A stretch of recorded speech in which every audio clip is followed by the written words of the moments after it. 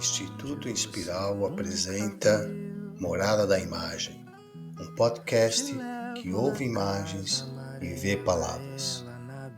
Episódio 8: A Cidade e a Alma.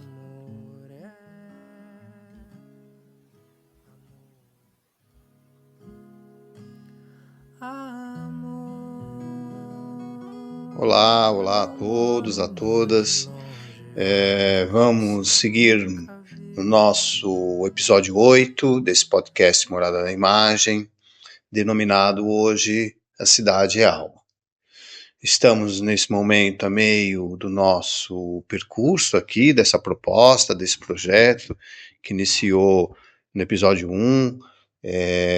O amor começa com uma metáfora e cada vez mais vamos aprofundando essa temática das relações afetivas e hoje vamos pensar juntos nas relações afetivas a partir também da perspectiva dos espaços, sobretudo os espaços urbanos, e como é que esses lugares nos atravessam e nos afetam.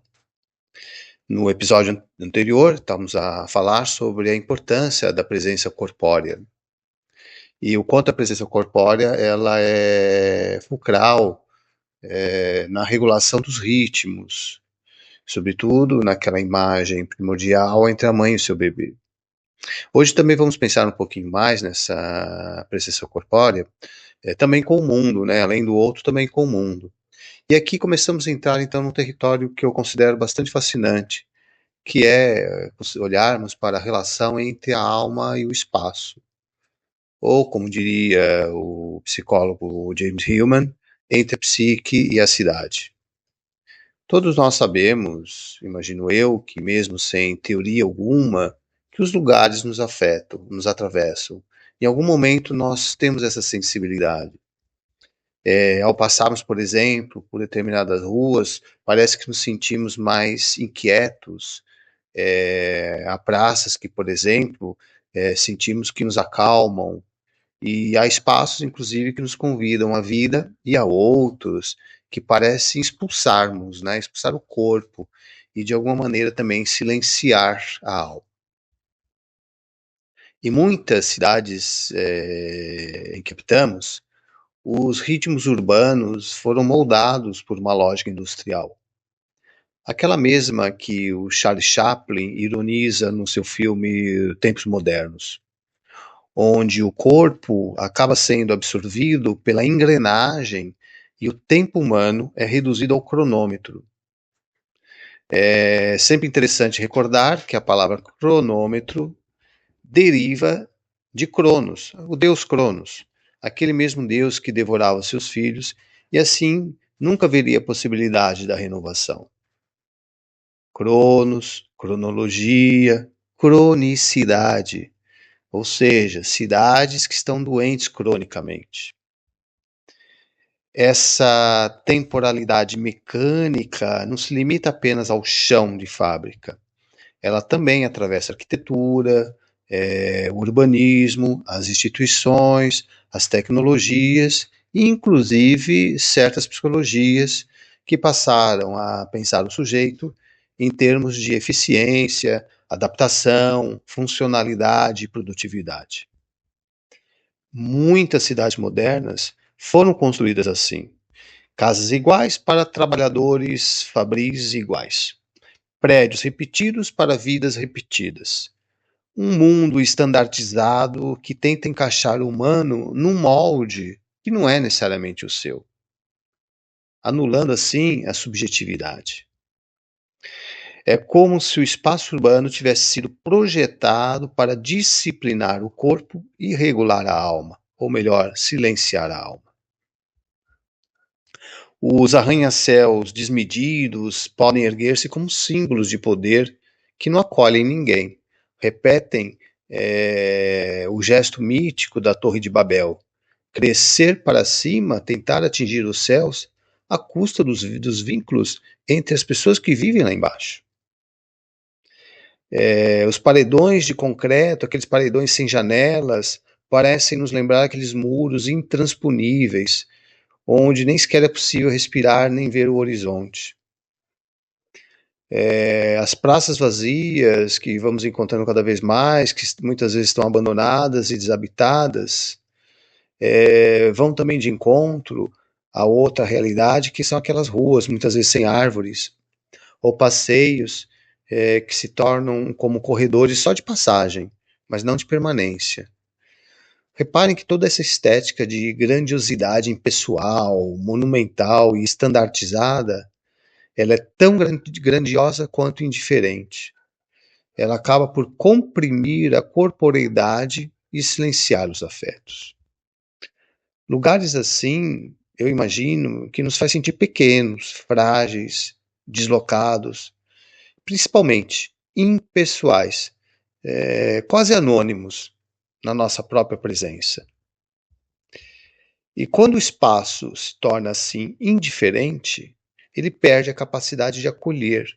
Com isso, as relações afetivas também se empobrecem, enfraquecem e diminuem assim a possibilidade da intimidade.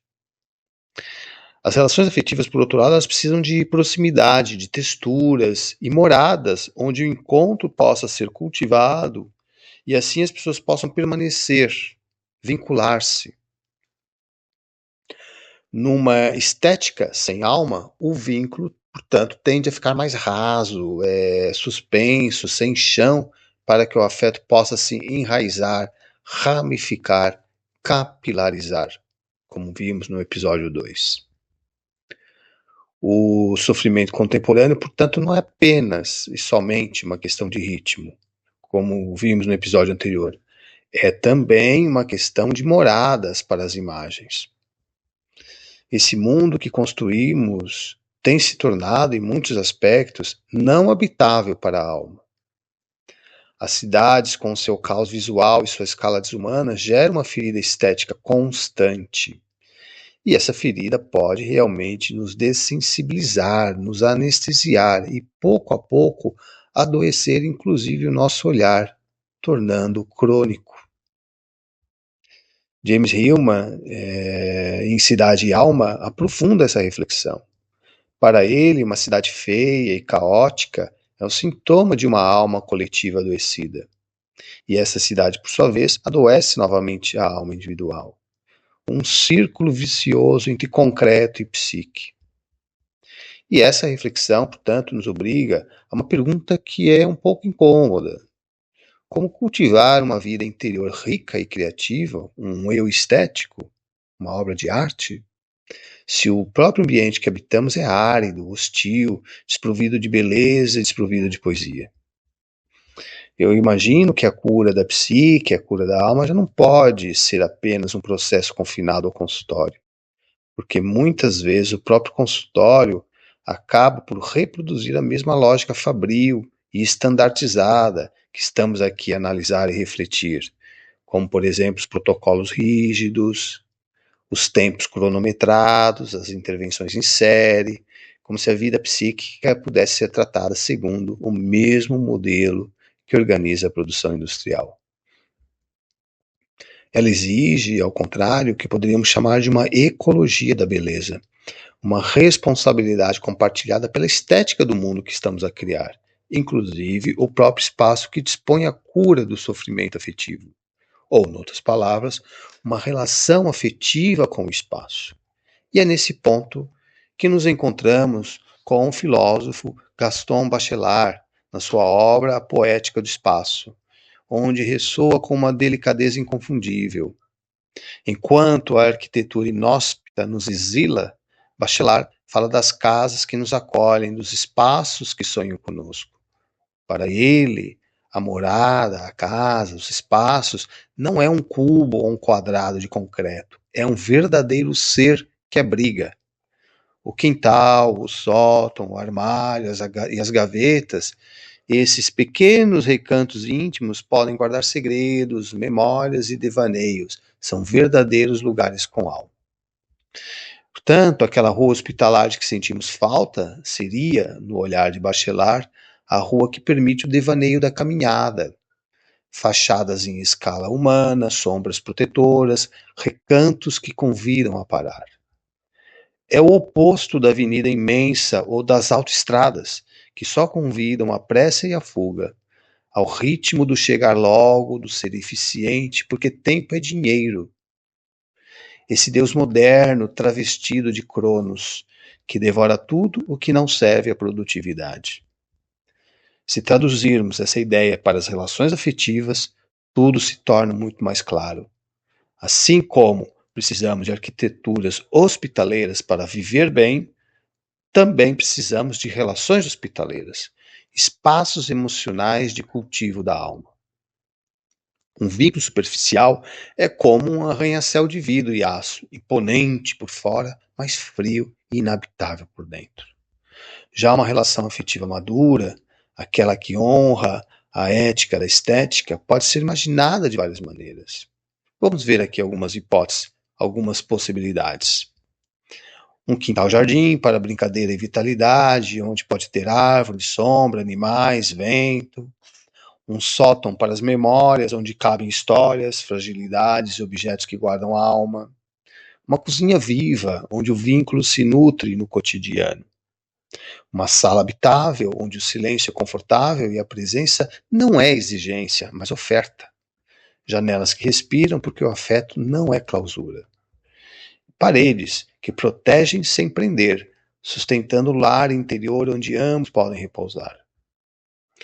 Uma relação afetiva também pode ser vista numa cidade, como por exemplo, em ruas de escala humana, onde os passos encontram sem o atropelo do ritmo acelerado, praças que acolhem com espaço de partilha, descanso, conversa, ciclovias e ritmos lentos que permitem acompanhar o passo do outro sem perder o próprio, arquiteturas com alma que não intimidam, mas convidam à permanência, iluminações que revelam sem expor, simbolizando uma intimidade que não é vigilância.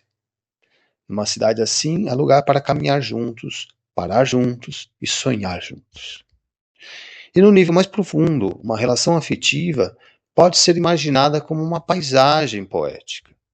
Um bosque para pisar leve, uma fogueira para aquecer, um rio que flui e serve de fronteira natural entre o aqui e o lá, uma montanha que protege e oferece horizonte e perspectiva, uma ponte onde o afeto se encontra sem perder as suas margens. Neste episódio, desejamos imaginar uma estética do mundo como um território compartilhado onde se pratica uma política do cuidado, onde a beleza é um valor de governo e onde a ecologia dos afetos é preservada. Curar-se hoje é também reconstruir esses espaços concretos e simbólicos que nos devolvem hospitalidade e chão para as relações afetivas. Contra essa estética esmagadora de um mundo que, em sua ânsia pelo grandioso, pelos egos inflados e pelo eficiente performático, esqueceu o que é humano, belo e habitável. É assim que esta reflexão se amplia, da microclínica à macropolítica, mostrando que o projeto dos afetos é inseparável do projeto de um mundo mais habitável para a alma.